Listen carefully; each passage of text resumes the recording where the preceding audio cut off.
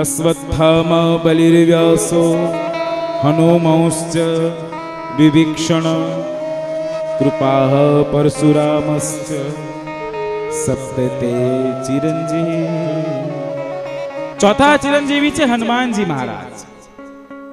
કેવા છે? ચિરંજીવી. પાંચમા બતાવવામાં આવ્યા વિભીક્ષણ, રાવણનો ભાઈ. કૃપાચાર્ય. આ સાત ચિરંજીવી છે. હનુવંશ, વિભીક્ષણ, કૃપાહ અને પરશુરામ. આ સાત ચિરંજીવી પૃથ્વી પર આજે પણ હયાત છે. ચિરંજીવીનો અર્થ આપણી ભાષાની અંદર તમને તમારી ભાષામાં સમજાવી દઉં તો ઇમોર્ટલ. જેનો જન્મ છે, વૃદ્ધિ છે, પણ મૃત્યુ છે, પણ એક કલ્પ પછી, એટલે એને ચિરંજીવી કહેવાયા છે. અમૃતજીવી નહીં. કેવા છે?